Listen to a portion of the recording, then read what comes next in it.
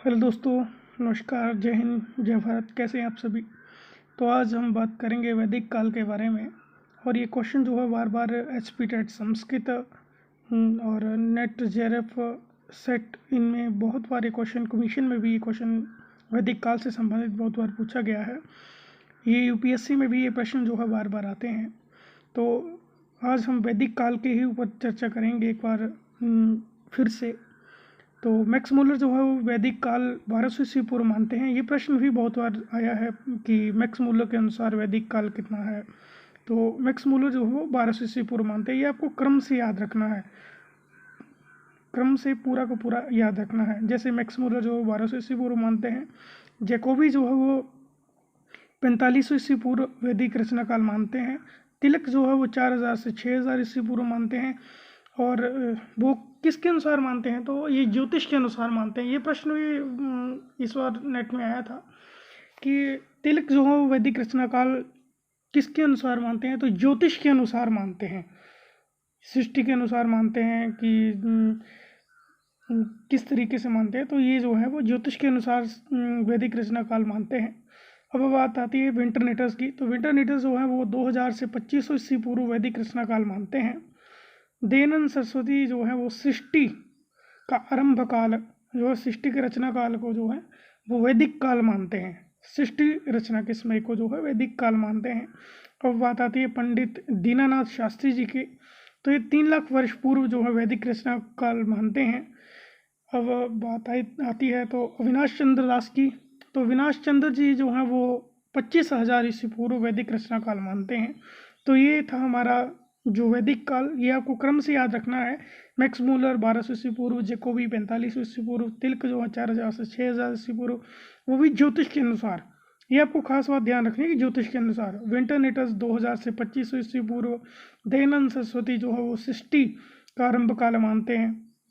पंडित दीनानाथ शास्त्री जो 3 लाख वर्ष पूर्व मानते हैं। अविनाश चंद्र जो है वो 25,000 ईस्वी पूर्व मानते हैं। तो ये है वैदिक रचना काल। ये आपको बिल्कुल ही ध्यान में रखना है क्योंकि ये क्वेश्चन जो है बार बार पेपर में पूछा गया है, इसलिए वैदिक रचना काल आपको ध्यान में रखना है। आगे हम वैदिक खंड के बारे में चर्चा करेंगे। वैदिक खंड जो है वो 4 भागों में किया गया है।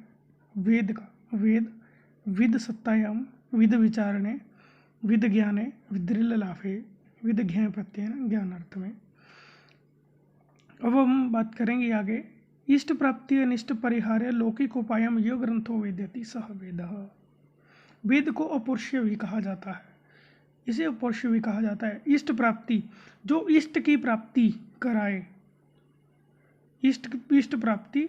अनिष्ट परिहार्य लौकिक उपायम यो ग्रंथो वेद्यति, जो लौकिक उपाय बताता है इष्ट प्राप्ति का, जो परम पिता परमात्मा, जो परम ब्रह्म की प्राप्ति का जो उपाय बताता है, उसे वेद कहते हैं। ये शयनाचार्य कहते हैं। अब हम बात करेंगे तो वेद जो है वो वेदों को 4 भागों में विभाजित किया गया है। ऋग्वेद, यजुर्वेद, सामवेद और अथर्ववेद। वेदों को जो है वो, वेद का जो अपर नाम है वो श्रुति है। ये 4 वेद हैं और चारों वेदों को जो है वो 4 भागों में विभाजित किया गया है। वैदिक साहित्य के 4 भाग हैं। मंत्र संहिता जिसे कहा जाता है, ब्राह्मण ग्रंथ, आरण्य ग्रंथ और उपनिषद, इन 4 भागों में बांटा गया है। तो मंत्र व ब्राह्मण को ही वेद कहते हैं। मंत्र ब्राह्मण्यो वेद नामधेयम, मंत्र ब्राह्मण्यो वेदः। आगे हम चर्चा करेंगे सूक्तियों के बारे में। तो जो सूक्तियाँ हैं वेदों के बारे में जो कही गई हैं, वेदो अखिलो धर्म मूलम, ये किसके अनुसार है, तो मनुस्मृति के अनुसार है। ये प्रश्न जो है बहुत बार पेपर में आता है कि वेदो अखिलो धर्म मूलम, ये जो सूक्ति है वो किसके अनुसार है, तो जो सूक्ति है ये मनुस्मृति के अनुसार है। और इससे आगे जो है सर्व ज्ञान मयो ही सह, ये जो सूक्ति है वो मनु के अनुसार है। ब्राह्मणेन निष्कारणो धर्मः षड्गो वेदाध्यायो ज्ञेयश्च, ये जो सूक्ति है वो महाभाष्य के अनुसार है। आगे हम बात करेंगे अपौरुषीय वाक्यम वेदः। अपौरुषीय वाक्यम वेदः, अपौरुषीय कौन मानता है वेद को, तो शयनाचार्य मानते हैं। अब आगे बात करते हैं तो विदन्ति जानन्ति विद्यन्ते भवन्ति। विदन्ति विन्दते सर्वाः सत्य विद्याः यही यत्र वा सह वेदः। ये स्वामी दयानंद सरस्वती मानते हैं। ये मुख्य सूक्तियाँ थी जो बहुत बार प्रश्न पूछा गया है। वेदो खलु धर्म मूलम, ये तो बहुत बार पेपर में पूछा जाता है। और दूसरा अपौरुषेय वाक्यम वेद।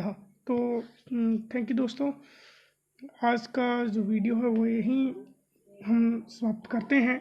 आज का जो टॉपिक है, हम फिर से मिलेंगे एक नए टॉपिक के साथ।